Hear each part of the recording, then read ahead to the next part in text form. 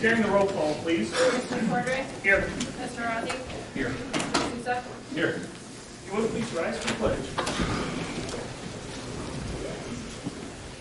I pledge allegiance to the flag of the United States of America and to the republic for which it stands, one nation, under God, indivisible, with liberty and justice for all.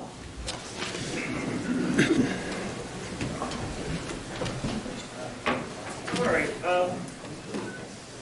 Make a motion to approve the clerk's journal and accept the tapes as the official minutes of the February 5th, 2020 trustee meeting. Second. Mr. Cordray? Yes. Mr. Rossi?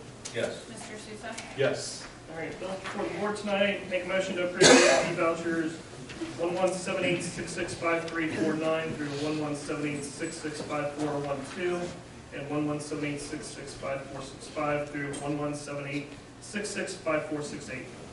Second. Mr. Rossi? Yes. Mr. Sousa? Yes. Mr. Cordray? Yes. Make a motion to approve payroll withholding checks 31702494 through 31702520. Second. Mr. Cordray? Yes. Mr. Sousa? Yes. Mr. Rossi? Yes. Make a motion to approve check numbers 81163 through 81172. Second. Mr. Sousa? Yes. Mr. Cordray? Yes. Mr. Rossi? Yes. Make a motion to approve check number 81173 through 81206. Second. Mr. Cordray? Yes. Mr. Sousa? Yes. Mr. Rossi? Yes.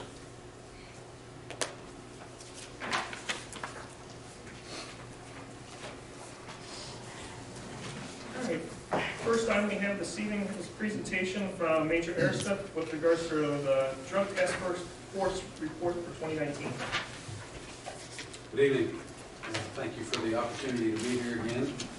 Appreciate it. It's that time of year for the Drug Task Force annual report. I've distributed that for the meeting that you have in front of you. Hopefully you'll have some time to flip through that. So I'm here to say thank you as well. As you know, I think everyone in the county is now pretty aware of how our funding goes, and part of our annual report is to thank you for the ongoing contribution that you give us and the ongoing service of Chief Hughes and the cooperation and support that we receive from the Hamilton Township Police Department, the men and women who work here, as well as the citizens in this township that provide information to us. We can't operate every year without the information that we receive. So thank you to everyone for that. I'd like to take just a couple minutes and highlight a few things that you'll see in the annual report. Hopefully you can have a few minutes to flip through that later. It is a little bit shorter this year. I received some constructive criticism last year that it was too lengthy, so that wasn't you, sir. From several around the county, they said shorten it up a little bit and let people ask questions. So I think I was 12 pages long last year, and so I'm about half that this year. But hopefully you'll find some use from what you'll read in there. The overall structure of the Drug Task Force remained the same in 2019. Nothing changed. I talk about that in our annual report. We're a multi-jurisdictional unit, as you're aware. Multi-jurisdiction, I'll discuss the agencies that participate with us, but we remain a HIDA task force as well, which I discuss in the annual report. HIDA, if you remember, stands for High Intensity Drug Trafficking Area. HIDA is a federal program that requires the collaboration of local, state, and federal law enforcement. Pushes us all together under one roof with the same mission to target drug trafficking offenses around our county. We operate in all of Warren County and the city of Wilmington. The city of Wilmington is the only local jurisdiction from outside of our county. They became a part of our drug task force in 2004. Quite a bit of drug activity running across State Route 73 from Middletown, if you're familiar with that part of the county, Middletown across the Carlisle, Franklin area, through Springbrook, Clear Creek, and stretches all the way over into the city of Wilmington. So it made sense to bring them on years ago. We have quite a bit of work that occurs up that way. The multi-jurisdictional drug task force remains the most efficient way to target drug trafficking offenses. As we were talking before the meeting started, drug trafficking has really changed a lot over the years. It's become more and more fluid. You know, we are literally assaulted every day from drug traffickers out of Dayton and Cincinnati. As our county has grown, our population continues to grow. A certain portion of that population fights addiction. So drug traffickers will travel to feed addictions. It's all about greed for them.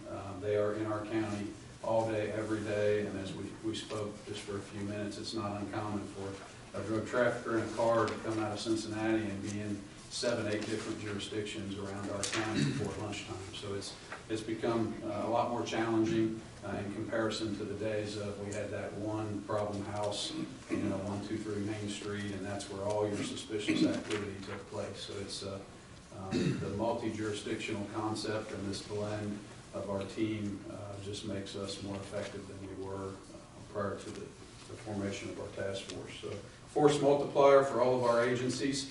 There's not a single law enforcement agency in this county that could put together this number of people to target drug trafficking every day. As the commander, I still report to the policy board. I talk about that in the annual report as well. Chief Hughes, thank you. He's one of my many bosses. The policy board is made up of the sheriff, the prosecutor, and police chiefs. A total of 16 agencies are represented on our policy board. So we meet monthly. The policy board provides oversight and direction to me as the task force commander. They receive an investigative briefing. They can ask questions. They're in the loop on what we're doing every month. If there's something they want us to do different, we discuss that. We can redirect resources. It's a great way to run our task force. Equal players across the board, equal say for everybody on the board. Nobody has more power than the other sitting there, so it's a great way to operate. Personnel for 2019, we were at 23 personnel assigned to our task force. They came from 12 different law enforcement agencies. So our detective staff made up of Warren County Sheriff's Office personnel, Prosecutor's Office, Lebanon, Springboro, Franklin, Wilmington, and the Monroe Police Department, the Ohio Bureau of Criminal Investigation, BCI, as well as DEA and the FBI. They are our federal partners on the investigative side of the house. Our task force also has a uniform highway interdiction component. That existed also last year. You'll read about that. That's our Ohio State Highway Patrol troopers. So we have 6 uniformed troopers. 4 of those troopers carry canines. We get a lot of attention on Warren County's roadways because of that relationship with the Highway Patrol. 2019, our detective staff had 479 new cases. Our uniformed troopers had 314 cases. They conducted 2,008 traffic stops and deployed their canines 288 times. We had 308 felony arrests and 149 misdemeanor arrests. So there's some other numbers in your annual report there that you can read through later. We were talking before the meeting as well about drug trends. Methamphetamine is still, last year, if you remember me telling you, methamphetamine really increased in comparison to 2017. It remained a significant problem in 2019 as well. So that's still by far our most prevalent drug threat.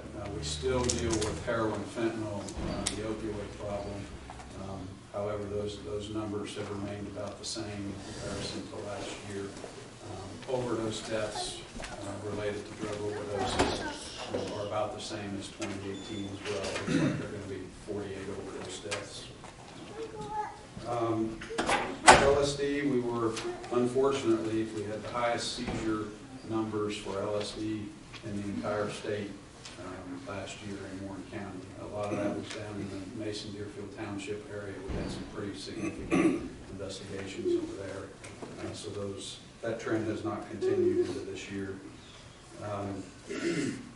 Our funding remains the same. We operate off of grants and community contributions. The county commissioners make a contribution to us. The grant roller coaster continues. There's nothing consistent about that from year to year. So the contributions that we receive from around this county, from townships such as this, account for about 30% of our overall budget from year to year. So I can't thank you enough. We don't take this partnership with this township for granted. Thank you. Thank you to the chief. I've already thanked him. He's a fantastic member of our policy board, very involved and active within our board. So thank you for allowing me to be here.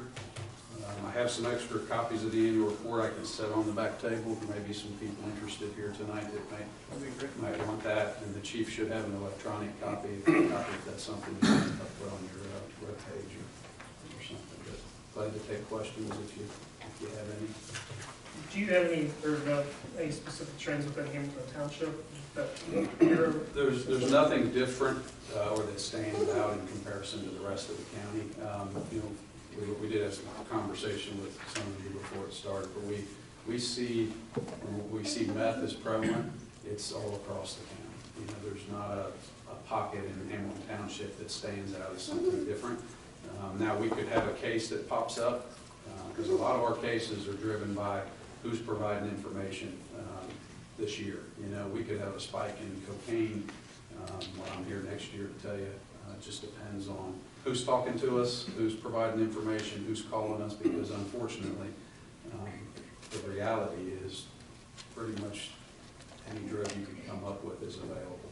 We can't change the location of Warren County. We can't change that we're sandwiched between two major metropolitan areas, two significant source cities.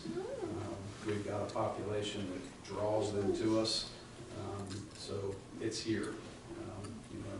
We're out here every day trying to do what we can to impact that supply as it's coming into our county. But nothing jumps out in Hamilton Township as being unique or outside of what we're seeing across Warren County. And methamphetamine, that's just not Warren County or just Southwest Ohio. That's what we're seeing statewide and really across the country right now. There's a lot of methamphetamine out there.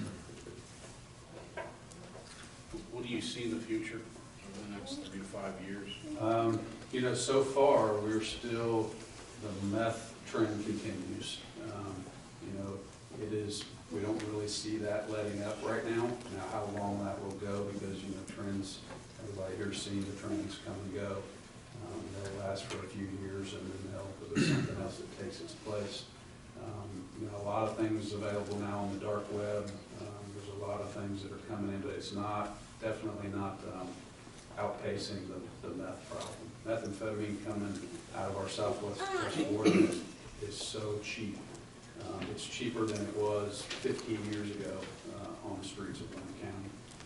And it's more powerful, and it's not the methamphetamine back then was the meth lab, the locally manufactured methamphetamine, and what we're seeing now is crystal methamphetamine, definitely made out of a significant laboratory environment coming across the Southwest border. So I think we're going to see this methamphetamine for the next few years at least. The question I would have for you is not specific to the township, but how you guys are sized. I mean, you're funded through contributions from the communities in the county and grants. Right. And we're always talking about as our fire department large enough, our police department to serve the community. So how do you guys grow over time, and what's your opinion of how the agency is sized today to meet the needs of the county? If we can sustain the staff that we have now, those numbers for our county, we're in pretty good shape. It's just a year-to-year battle on whether or not we can do that. Our overall budget is just over $1 million to operate our task force. And there's a lot of reasons for that and things that I could share with you in more detail, maybe in a different setting. But these investigations are expensive to work. We work cases. It's rare for us to work an investigation that lasts a day. We're a longer-term investigative unit. Our job is to try to identify your lowest level trafficker and find out who their source is, and take that person and find out who their source is. And the structure of our unit with state and federal resources allows us to do just that. So our cases can take a long time, and they can be expensive to fund. So, but we are fortunate in our county. We're the only unit here where you go to Hamilton County, there's drug task forces, multiple drug task forces, there's large police agencies, but we are the only full-time drug enforcement unit in Warren County. So trying to cover lower level, mid-level, upper level investigations. It's quite a challenge, but when you look at the diversity of that team, I feel like we're very blessed to have the HIDA program here, and to have this kind of a team with those resources. It's not a perfect process, but we're not running out of things to do. We'll definitely get a copy of that put on our website. Thank you. Thank you. Appreciate it. Thank you very much. All right. Next item we have on the agenda is the swearing in of our firefighters. Gentlemen, if you could.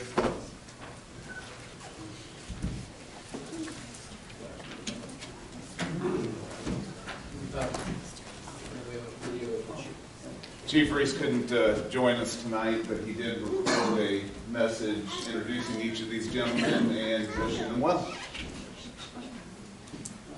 Good evening and welcome. First, I want to apologize for not being able to attend in person.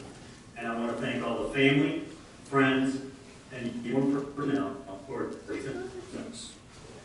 The Department of Public Safety recently published in an article that the 5-year period between 2013 and 2018, fire and EMS calls for service increased by over 50% statewide. In the same 5-year period, the number of firefighters serving the state decreased by over 5%.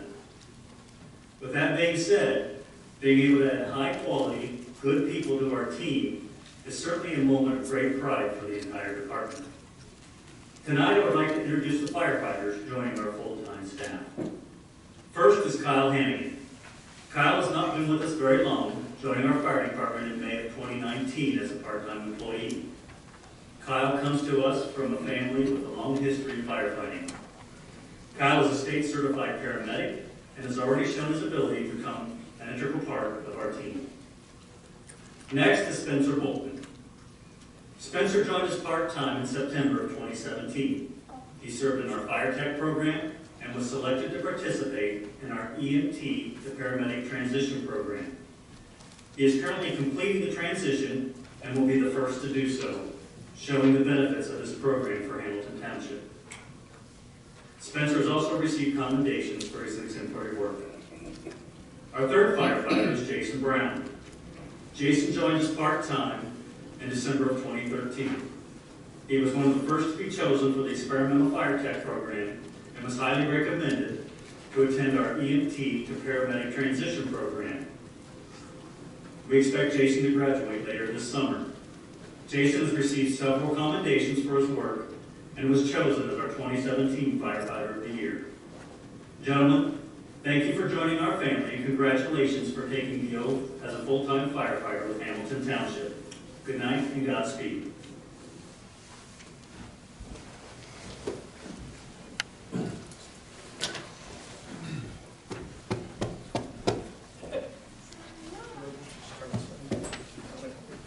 And then we'll just do this all together. So, if you would, raise your right hand.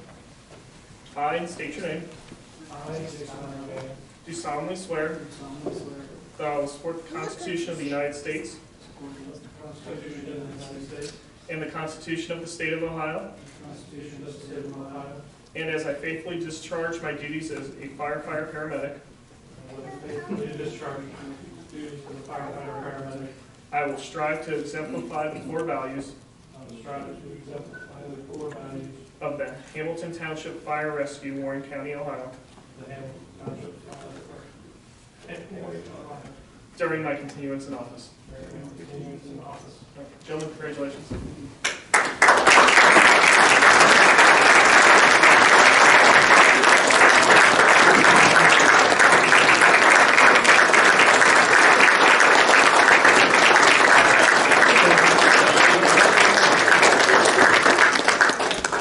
Started here. Before we kick off comments, I'm just going to ask Mr. Yoder just kind of speak a little bit with regards to different public hearing, public comments that we're making. Yeah, so I think the township's received some feedback that some folks might want to give comment on the Burger King application that's eventually going to be heard by the trustees. I just wanted to preemptively talk about that in that, you know, we have public comment tonight, that's for sure. We don't want anyone to not have their ability to speak on the issues. but there's a big difference between just giving public comment tonight versus actually having whatever it might be that anybody might want to say pertaining to the eventual hearing on the Burger King thing, that being on the record later at the right hearing. So basically, if you want to give public comment, that's great. If you want your voice to be heard as it pertains to Burger King, respectfully, now's not the time to do it because it's not on the record and a part of the transcript, the file, everything that the trustees will eventually be able to be basing their decision on. So if you want to give public comment, eventually once they have the date, that's the date that you want to come up and you want to show up and say what you want to say. So it'll be on the record. The trustees can hear that. If you do it now, the trustees aren't by law allowed to hear it. I hope that makes sense to people. But does that mean you all have to leave then when we get up and speak? Nope. If you're not allowed to hear it. No. If you want to say whatever you want to say, you can, but they're not allowed to consider it now. If you want to say it, the best way to do it is to come to that meeting and say it. If you can't come to that meeting, if you want to submit it in writing or have a representative. When is that meeting? I can speak to that. Yeah. So we're trying to be very transparent as we always are. Ms. Burger King's gone through all the appropriate zoning, Warren County Regional Planning, our zoning here at the township. The final renderings haven't even come in from the last zoning meeting, so our board respectfully hasn't seen any type of staff report or drawings. It hasn't gotten to them yet. We know some residents showed up to a comprehensive plan hearing that, trying to speak on behalf of Burger King tonight, again, might not be the appropriate time per the law. But when we get the renderings in, our economic developer and zoning director will create a staff report and give that to the Board of Trustees. We will then put a 10-day notice out, a public notice, so that all the residents are aware that in 10 days this public hearing will be coming before the board. And then the agendas go out on Facebook and on our website at noon on Monday before that Wednesday meeting. So you can always check there as well to see if that Burger King public hearing is coming up. So the point of it is that if you want your voice actually heard, it has to be during the public hearing, for which there's advanced public notice. The hearing is duly noticed, so that property owner, the applicant, neighbors, everybody can know, hey, this is the hearing, this will be on the record, everybody's voices will be captured. That's the way to do it. If you do it tonight, you can give public comment, but I have to tell the board, hey, it's not fair, you're not allowed to consider information that's given now. You got to do it at the hearing. So it's not that anybody doesn't want to hear what anyone has to say tonight. There's a proper way to do it. If you do it tonight, it's not going to be recorded in part of the hearing transcript that, depending on how things go, goes up to the court. Your voice won't get heard. If you want to say it tonight, that's great, but for purposes of the law, your voice won't be heard. So that's why when that notice comes out, that's when you really want to come.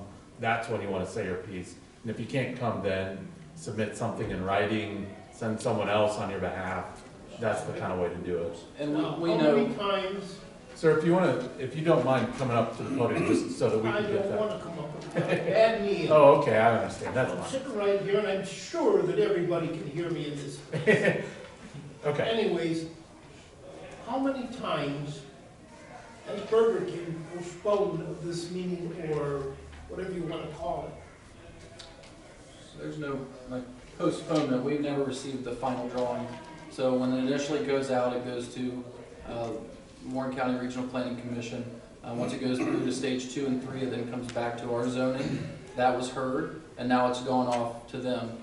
We assumed it would come back, within a certain period of time. They've said, hey, we'd like it extended to March. They've come back again this week and said, hey, we're probably going to be more like the second meeting in March.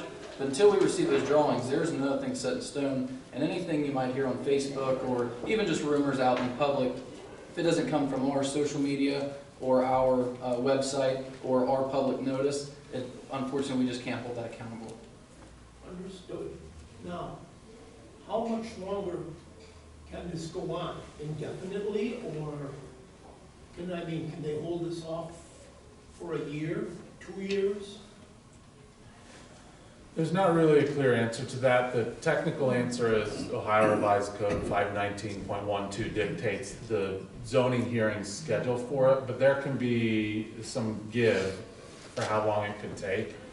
But, typically it's So going to come. what I'm asking, pardon me again, they could postpone this off until summer if they wanted to, when most of the people will be on vacation.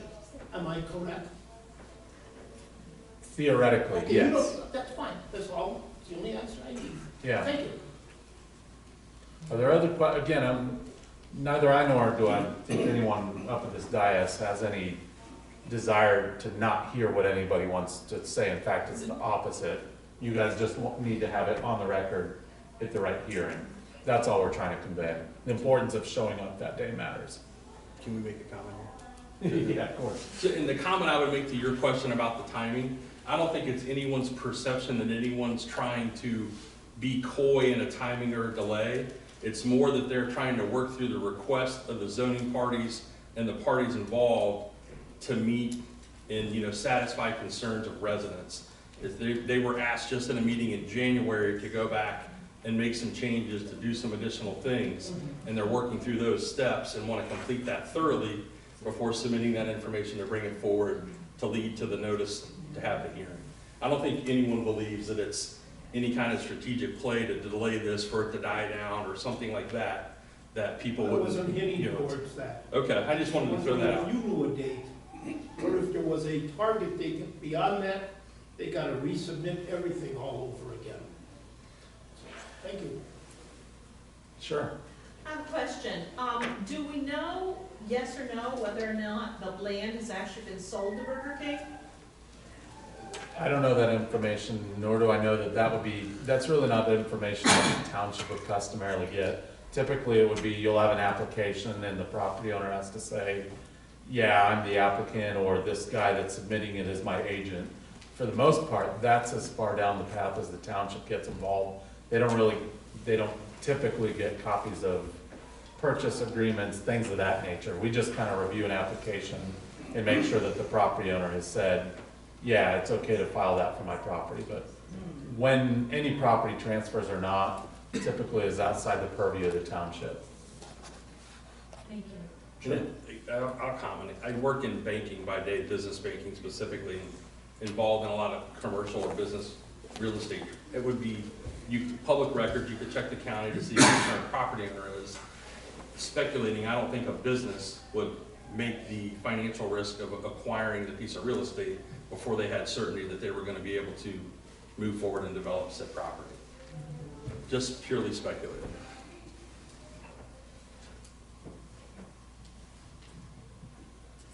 I know it's probably not the answers anyway. Everybody wants to speak their piece, and there will be a time for that.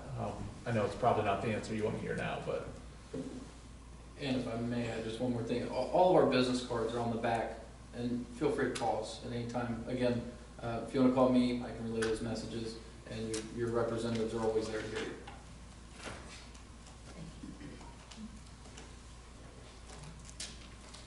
All right. With that, I'll go ahead and open up the floor to public comments at 7:10 p.m. All right. Seeing no movement, I will go ahead and close the floor to public comments at 7:10 p.m. Next time we have on the agenda is Human Resources, Mr. Krieger. Good evening, gentlemen. Tonight, I request a motion to approve the following purchase within the Mainville Cemetery Addition. Kevin Fitzgerald has requested to purchase niche 4 and columbarium A. So moved. Second. Mr. Cordray? Yes.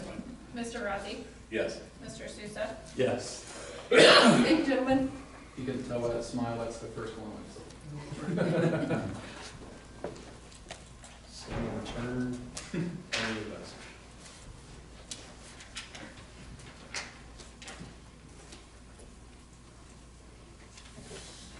All right, moving on to new business.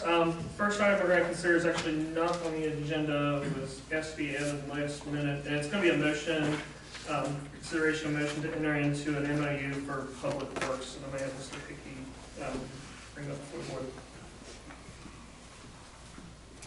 Yes, sir. I would request that the board make a motion to go in a memorandum of understanding between Hamilton Township and Teamsters Local 100. The memorandum of understanding is entered into by the Hamilton Township Board of Trustees and the Teamsters Local Number 100, the union representative representing a bargaining unit of Hamilton Township's employees in the classification of road personnel as a Highway Service Worker 2, as certified by the State of Ohio Employee Relations Board. The parties agree that effective February 23rd, 2020, Josh Parker shall be moved to Step 2 and receiving a wage rate of $20.70 per hour. Furthermore, he shall progress to Step 3 effective January 1st of 2021. It is agreed by all parties that Article 1 and Article 37 will be amended for the duration of the agreement set to expire December 31st of 2019. You guys got any questions? No, he's just moving forward. This will get him set up to with the other guys. Gotcha. Is this something we've done in the past? We have done this in the past. Okay. Josh has been with us now about 2 years. Just pretty close to Just over 1 year. a year, yeah, about a year and a half. He's going through all the steps to get Service Worker 2 and earlier than expected. Very valuable resource. So moved. Second? Mr. Rafi? Yes. Mr. Susak? Yes. Mr. Cordray? Yes. Gentlemen, next item on the agenda is consideration as a large purchase order of $34,475 for a joint and invert rehabilitation for Stryker Road. I'm gonna ask Mr. Hickey again, if you don't mind just kind of Absolutely. explaining. What we actually got a call from a resident in late December in reference to Stryker Road having a divot, a pretty good bad divot out there. It's in between actually Grandin Road and Miami Bluffs. And what we did is we went out and took a look at this, and it has a concrete pipe it's 105 feet long, 90 and 8 foot wide. It's with the concrete they have sections that overlay and lock in. Those sections are actually separating, and instead of having to replace the whole pipe itself, we're asking for National Gonite to come in, and they actually spray a Gonite to do that. And what it does, it actually seals the each joint to the pipe. It's a lot cheaper to do that, and with doing that, what it does is it saves us quite a bit of money. At this time, the cost to actually have them, let me get you how many pipes. It would be 15 total joints on there that they're going to be spraying. And what it does, it actually they can spray that in along the concrete. It actually has the duration to last from around 50 to 75 years. So it's a long duration for this. Instead of replacing that pipe, if we replace that pipe and pull that, we would be looking at hundreds of thousands of dollars. And to have this done, this would be about $34,475 to have them spray this. It takes about a day for them to do it compared to if we would have to tear that whole place, the whole road out. It would be, we're talking 3 to 6 weeks to have that pulled out. Can you touch on other places that have done it? Yes, so some of the other places, we actually had in Warren County. I talked to Kurt, and he can, if you would like, he can actually let you guys, or talk to you guys as well. Kurt and them, they actually sent an email to me saying they have done 7 projects with this. One of them being on Mainville Road. We had a pipe that had an issue there, and actually it's Warren County's because it was over 10 foot in span. And they had great success with that. And everything they've had with doing the pipes itself, they haven't had any issues over the 7 projects they had. So this just coats the joints, or does it coat the entire inside of the pipe? It coats the whole inside of the pipe, the joints of the inside of the pipe. It's almost like a concrete mix. Yeah, fine.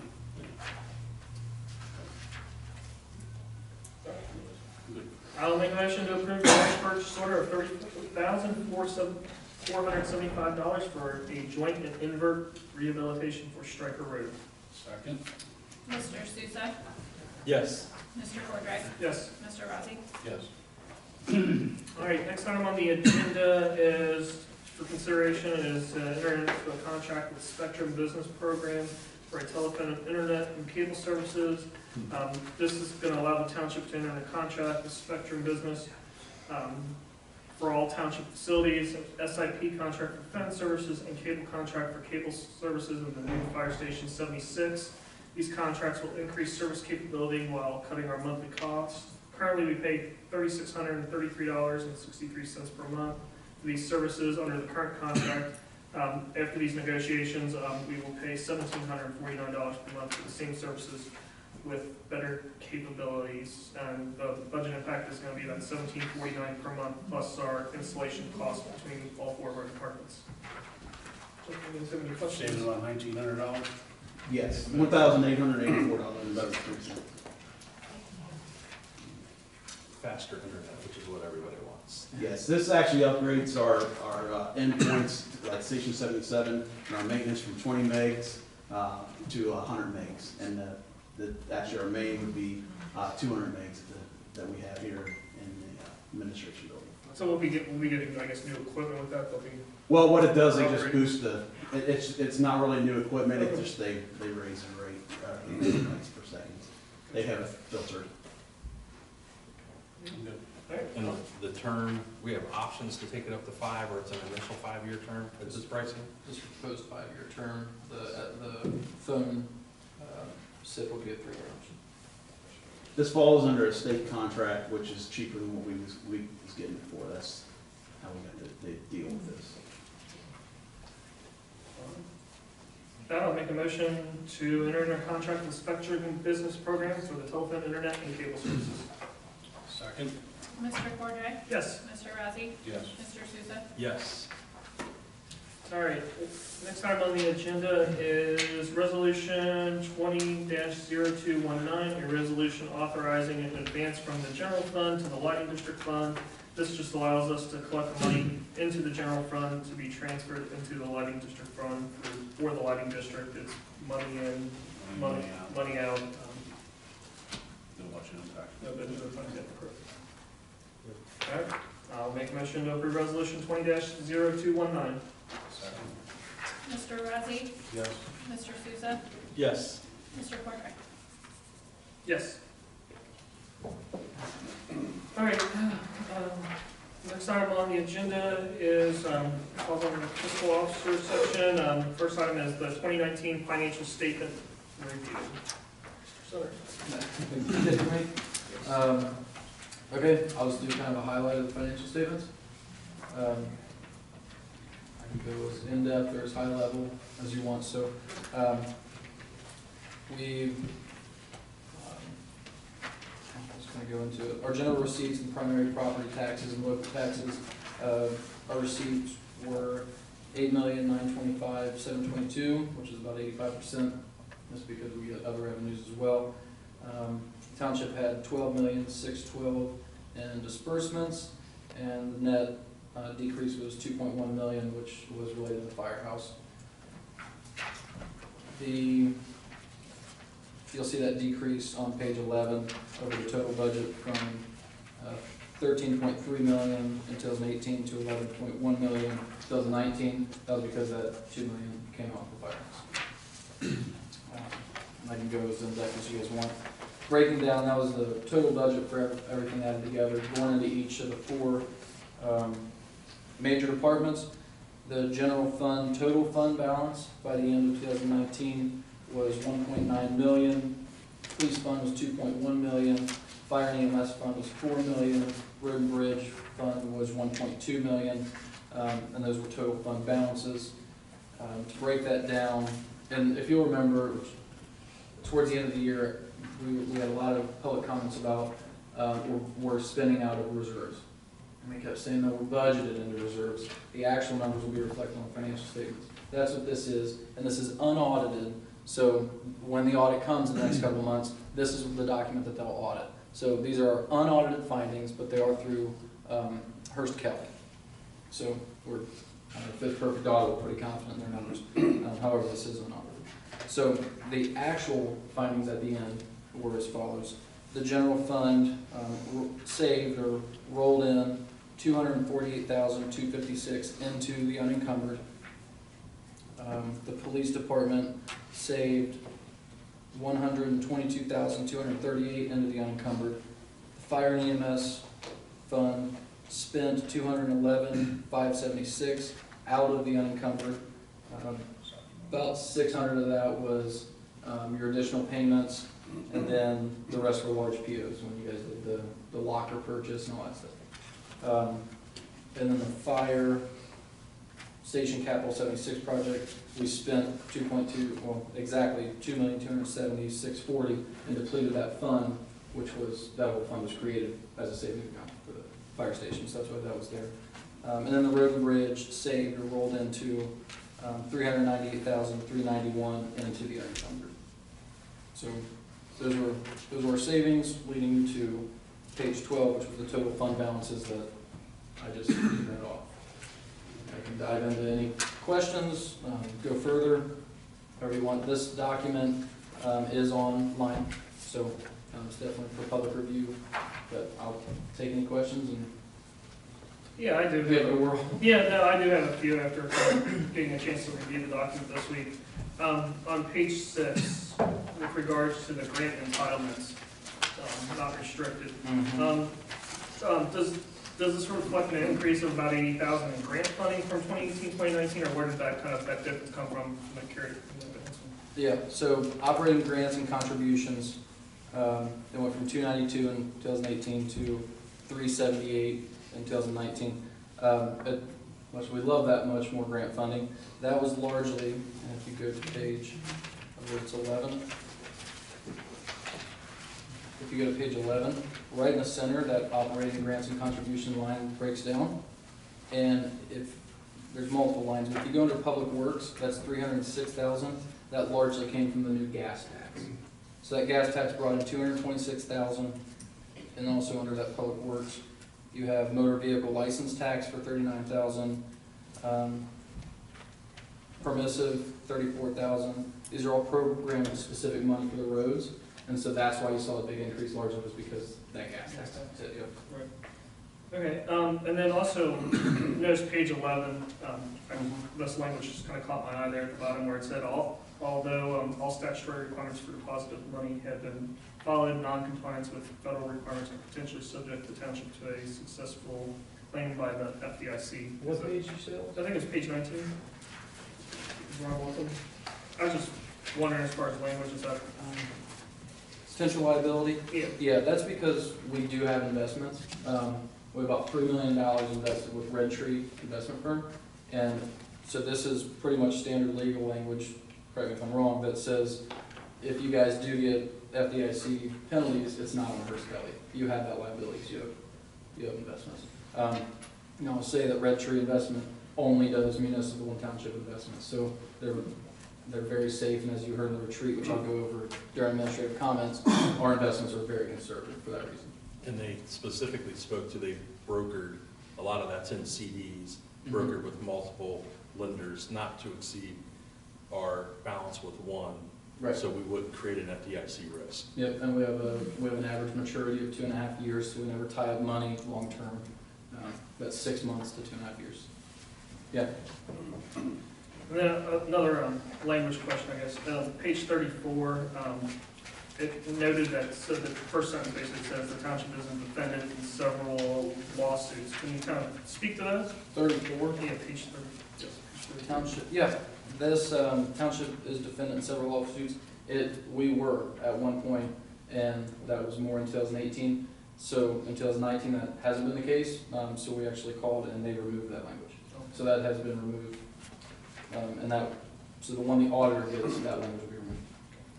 I do have one final question. Under the police fund, page 37, notice it says under excess of receipts under disbursements, $433,297. Does this mean that the police fund came under budget by that much, or what is that? What's that number reflecting? Yeah, so that's an aggregation of the final revenues and expenditures. So if you look up, it says final and actual. Under total receipts, the final was $2.4 million. The actual, so that's what we budgeted for. The actual was 2.7. So we brought in more money than we budgeted for. Under disbursements, it's final, what we budgeted for was 2.7. Actual is 2.6. So that's how much we spent. So brought in more money and spent less money than we budgeted for, which speaks to Chief Hughes' fiscal conservatism. That's both all our department heads. The fire went in, but we prepared for that. Right. The fire station. Any others? I think that's it for me, gentlemen. Do you guys have any questions? I was worried about your questions, Mark. I got you.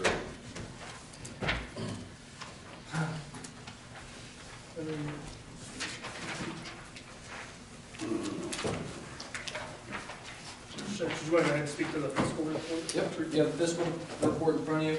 The way Mr. Hunter typically delivers this is percentages into the month, or into the year, sorry. So we're 8% into the year. Our revenues in are 3.6, and our expenditures out are 12.2%. We see this at the beginning of almost every year, and that's because we don't get our first draw from the county until April, yet we still have to do all of our top of the year expenses, dues and fees, all that. So once April hits, that's when you start seeing it balance out. You'll also see within this, about halfway down, the TIF fund has been added to this worksheet. It's zero balance, but once the first draw comes in April, you'll start seeing that revenue from the shooters, because the shooters was encapsulated. Do you have any questions about?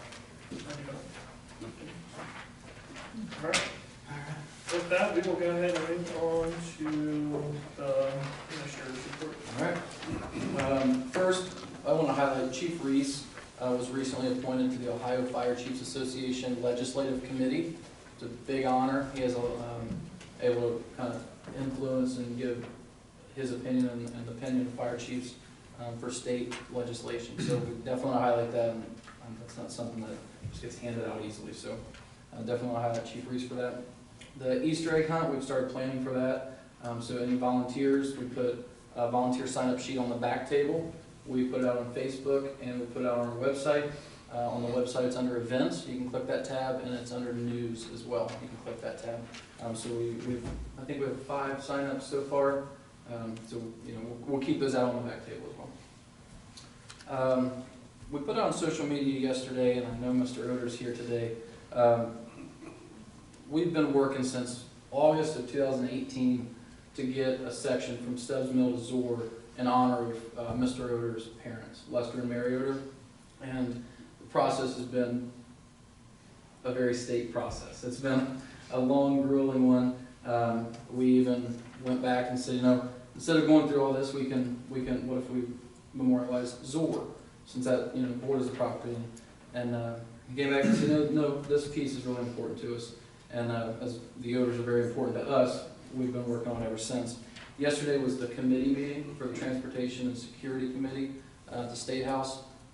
Your state representative, Scott Lips, testified as a sponsored testimony, and I followed him with a sponsored testimony, and they voted 12-0 to approve the Memorial Highway in front of Mr. Oder's lake in honor of his mother and father, recommending that to the General Assembly for approval. What typically happens is this bill wouldn't be put out there on the General Assembly floor just by itself. So anything community related, they'll roll that into like an omnibus bill. They do this a couple times a year. The next one we think is going to be around November. And so they'll roll a lot of projects like this all over Ohio into one large bill and take it to the General Assembly floor. So we're really hoping to see that in November or earlier, but definitely this year. But that right there is to show you the process. I mean, our next step's November, but yesterday was a milestone, and we're pretty proud of it, and certainly proud of the Otis. Finally, I'm getting ready to go into the annual retreat summary, but I do want to highlight the meeting minutes are on the back table back there. We're going to leave them out at least for a couple months, or however long you want. We can leave them out all year if you want, just so people can always have those. And going into the retreat, it was an 8-hour work session retreat, and I specifically told Lindsay that the law states you have to keep some high-level notes, just general synopsis. And she kept really detailed meeting minutes writing for 8 hours, so it's back there. I wanted to compliment you on that because it wasn't recorded, and for that reason, she wanted to make sure everybody had that transparent meeting minutes, and we certainly appreciate it. So it's back on the back table.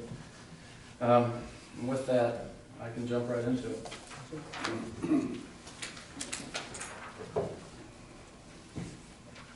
All right. So we met off-site. I got a little social media buzz. Typically, that's what people do is meet off-site. That's why it's a retreat. You kind of go off-site and gather for the year. Every time it's been done in Hamilton Township, it's always been done off-site. It used to be under Warren Ritchie was the law director, so they would go to Warren Ritchie's office. This year, the last 2 years, it's Frost Brown Todd, so we went to Frost Brown Todd's office. Next year, unless you guys change it up, we're going to probably go to Frost Brown Todd's office. It's just kind of what you do on a retreat. However, we did catch some heat for it, and wanted to make sure to explain that's why we did it. They had the capabilities of, one, the meeting room that we could all spread out. We had papers all over the desk. We had guest speakers in and out. We had the audio visuals up and everything. So it was a great space to really get a work session, get stuff spread about the table. So we went over regional and county state agency partnerships. Each of the trustees submitted their goals and objectives for the year, and then the department heads broke down and submitted different things to accommodate those. And so with that, different partnerships and how we relate with each one of those, and again, these are all in the meeting notes, the details. Employee development engagement, all the trainings that each one of the departments go through.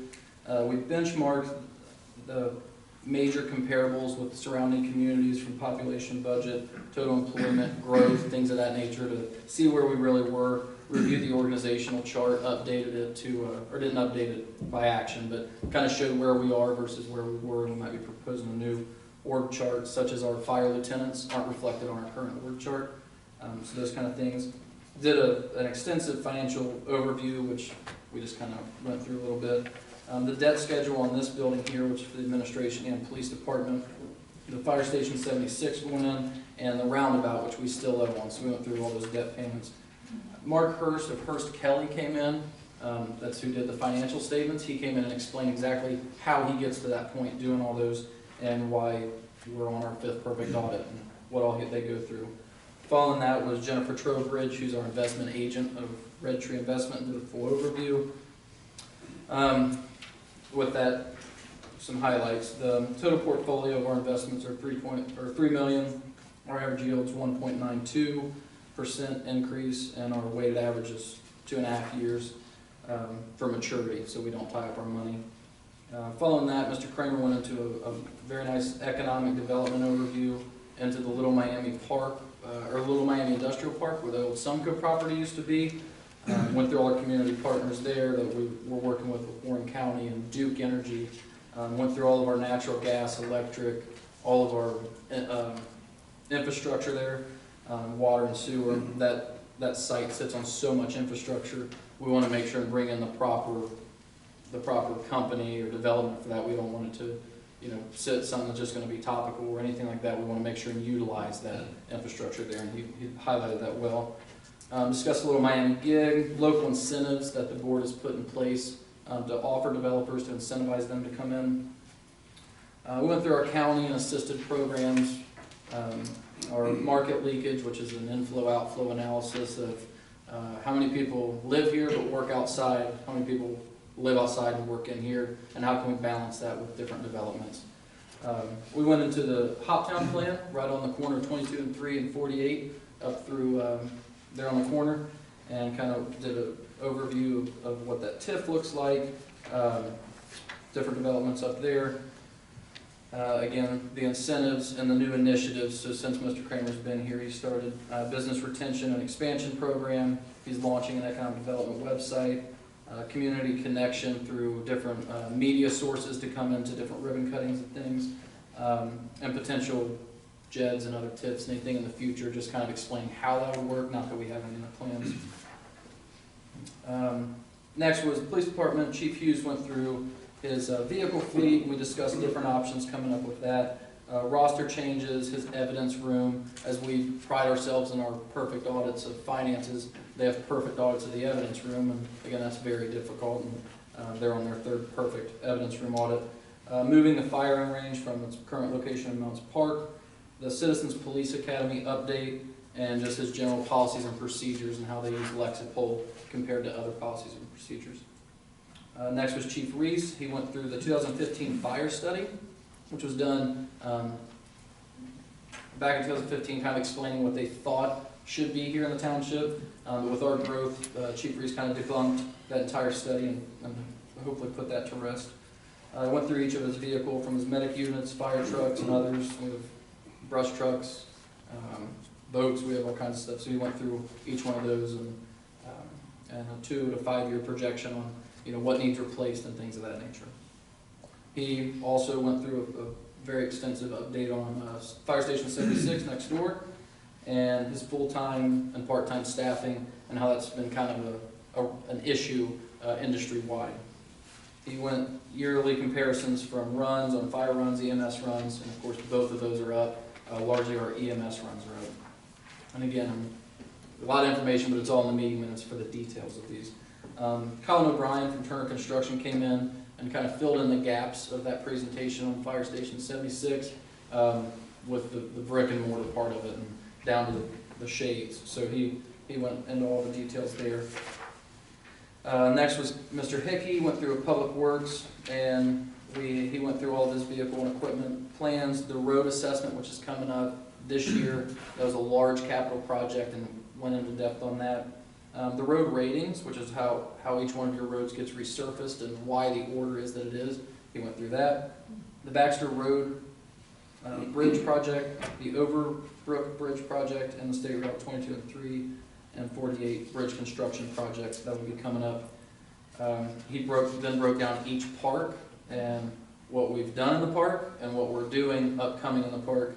The major one is mounts, so if you wouldn't care if I just dove into a little more detail on mounts. The projects that have already been done, we've added a parking lot, upgraded signage, added gates, and moved the entrance. Upcoming, we're adding a walk trail, repairing the landfill, hiring a seasonal worker in the maintenance department specific for mounts and Testerman split, adding an entry sign, opening the big lake, which will occur this April, and removing the firing range. The timeline on that is this year, we're opening from April 1 to October 31st and completing the engineering on the landfill. In 21 will be the construction of the landfill and actually fixing the problem physically. And then 22, because that will be fixed, we will be proposing opening the lake year-round, or the park year-round, because we'll finally have that landfill. But he went through Testerman, Moore, the dog park, the community garden, went through all that, and munitions park update as well. I'm almost done. It was a long day, but it was a lot of good information. The Warren County Regional Planning Commission came in and did a full update on the comprehensive plan that we've had stakeholders in the community working on for over a year now, and that'll be rolling out very soon. We'll actually have a public hearing, or a public open house to come in and really share that with the public. We'll be advertising that well. Next was Human Resources. Ms. Krieger came up, went through our internal insurance, open enrollments, all that stuff. And then into cemeteries, as she acts as our cemetery sexton as well. We've always in the past lost money on our cemeteries, and now this year it's finally paying for itself because we increased the prices. Still very comparable, actually a little lower than surrounding communities, but brought ourselves up comparable, along with adding the columbarium, which we will bring in more revenue. So we doubled from $11,000 in sales in 2018 to $20,000 in sales in 2019, to where the cemeteries are now paying for themselves, including the columbarium. We went into the public records request. That was a major spike between the 2 years, so kind of discussed the legal cost breakdown. They were, 2018 they were $4,000, in 2019 they were $40,000. Half of that $40,000 was from 2 individuals, and so we kind of discussed how we've become more strict on those public records requests. That was nothing we wanted to do. We wanted to be very open, transparent, but it got so personal that we kind of had to rein that in a little bit at the recommendation of Frost Brown Todd. We went through the retention of each department. The highlight there kind of being the fire department. They've had a high turnover this year, but it's industry-wide. It's not Hamilton Township Fire Department. It's the fire service across the country, particularly across the state of Ohio. So we kind of wanted to discuss that, and we did. The upcoming employee policy update, which will be coming to the board within the next 2 meetings, we would assume. Went through those different changes. And then Frost Brown Todd came up and gave a full legal bill review.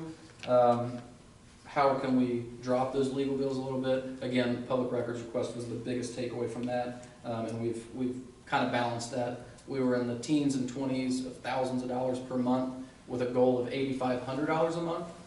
And now in December, we were at $4,700, and now at January, we were at $8,500. So we're now at those goals since we've reined in those public records requests quite a bit. Frost Brown Todd also went through a full yearly review of all their projects that they have been involved with and what they added value. And I can speak for all the department heads, they have added a lot of value. And finally, they did best practices on zoning and BZA hearings and how to best handle those. Last two things. We went through community events and established a date at the top of the year for the whole year that our residents can plan for those.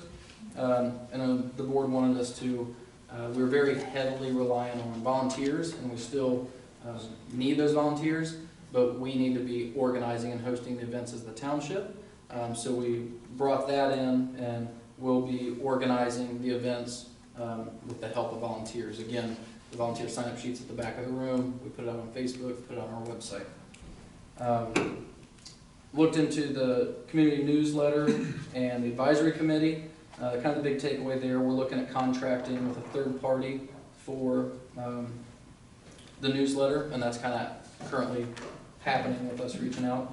And then finally, last thing we discussed was our website and social media. And so the website and social media are our main ways of communicating with the public, educating people on any issues going on. And we've had a big push from this board for social media, so we've been very strategic in how we target message and things of that nature. And over the last 18 months, we've raised the likes from in the 10s to in the hundreds. Now we're averaging from 106 to 762 likes per major post.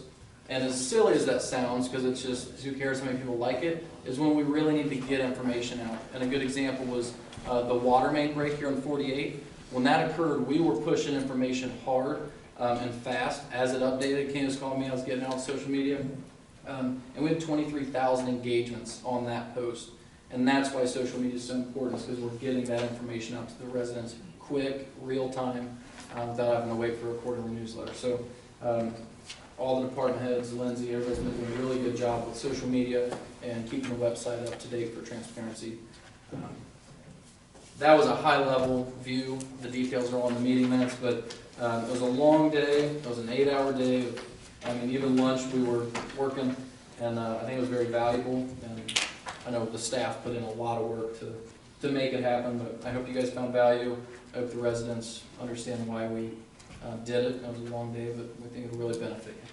So, can you just speak real quick, what, if any, were additional costs the township took on by doing this retreat? Yeah, there were no additional costs for the retreat. So Frost Brown Todd opened up their conference room for us.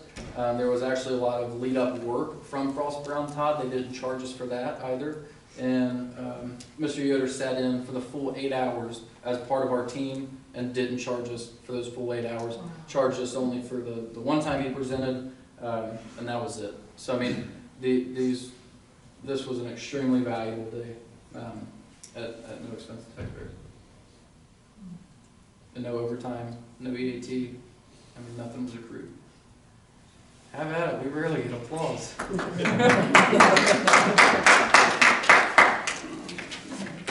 Gentlemen, did you have any questions, any comments? I don't. Specific to the retreat? Yeah, specific to the retreat. No. I just want to say, just from my end, I thought it was a great retreat. I think it was valuable for us as a board to be able to get together and hear from our department heads, just the depth. I know we all each kind of had our kind of ideas of what we wanted to kind of hear from our department heads and from the administrator. I was kind of focused on like kind of planning out what are our needs the next 3 to 5 years, but we had just a great deal of good conversation between our department heads, between the board members. I think for the department heads, I think they got some great direction from us to be able to hear it real time and hear through that discussion. So I think that was very valuable.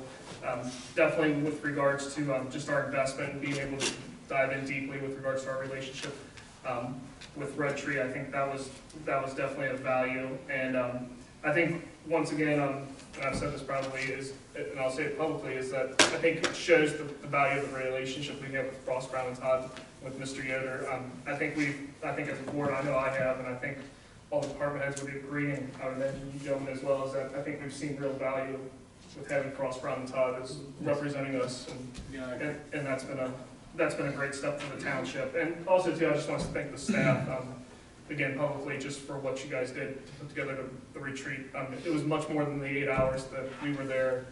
You guys took it seriously. You guys got delved into detail. And again, I just want to thank you guys all just for doing what you guys did for that retreat. And with that, I will move on to trustee comments. I think there's been quite a few tonight, so I think we're good. I don't know. Yeah, I have just a couple brief ones. Took the opportunity with Chief Reeves last week to get to the firehouse. Weather has been really favorable for us. It's been a mild winter, so it's moving along quickly, and hopefully we're not too far away from that being finished and getting in there and having some sort of open house. I would echo what Daryl said about the retreat. To those in the audience, this was like if your company has an annual all-employee meeting or some sort of team building thing. It was a good event. A ton of work went into it. A lot of information shared. Brent also alluded, a couple posts on social media caught a little heat. We had back-to-back meetings between that retreat and us attending the OTA conference a couple weeks ago. We had a meeting on a Wednesday morning instead of Wednesday night. I get the optics of that, and I think we've heard that, and maybe next year we'll look to do something different, maybe change a meeting day or a retreat as a special meeting or something, so we hold these normally scheduled meetings. And then just a personal thought for me is kind of being the new person up here, to be exposed to going to the OTA conference a couple weeks ago, having this retreat. We're getting our comprehensive plan delivered. We got some clarity on Mounts Park and the cost and a timeline there, supportive issues in the township in the last couple of years for all our departments. I think we're at a really key point where we have resources and clarity on a lot of big issues, and we can really focus on a long-term vision planning for the township, land uses and development and, parks, long-term financial planning, things like that we haven't really been able to focus on for a period of time because we've kind of maybe been, dog chasing the tail a little bit on some things, but I'm really excited about, what we have accomplished, largely others in the last couple of years. But you've gotten a pretty easy start. Yeah, exactly. I mean, you guys have put it on a tee, right? Just hit it out of the park. But to touch on a conversation you and I had at the break, when we were talking to Royce about, I just want to touch on the importance of this levy, the fire levy that we passed, and the police levy. As we were sitting here, people saw the fire service personnel leave right before the swearing in, but there were 2 calls that came in. And as we were sitting here, I think there were 4 more. Since right before we swore them gentlemen in, and to your comment right there, we've had 5 runs. That's quite including a major entrapment. And we've been calling on outside agencies to assist us. So what the community did last year by passing both of those levies was very important. That's all I have to say. I do have just one quick follow-up question on my comments, and not having to do with the annual retreat, but the community center, where are we at on that right now? Yeah, so actually, we just got word today. The community center, we've put that back on the Cecil to see if we could go into the first right of us buying it if they ever decide to sell, if we do enter into an agreement. He's gonna take it back to his board of trustees at the church, and they kind of gave the verbal go-ahead as we're drafting up the legal language. So we're gonna go ahead and draft that up. They gave us the nod to move forward with that. So that'll include sharing the parking lot and all those different things, to include the first right, which was the major thing. We didn't want to get into an agreement and then they sell and we're locked in. So do you have anything to add on that? And upon, also as well, what we'd be getting with the Presbyterian Church as well, to have them sign the community center once we have all the legal involvement. That's where we're All right. With that, I will go ahead and make a motion to adjourn at 7:52 p.m. Mr. Cordray? Yes. Mr. Razi? Yes. Mr. Souza? Yes. We're adjourned.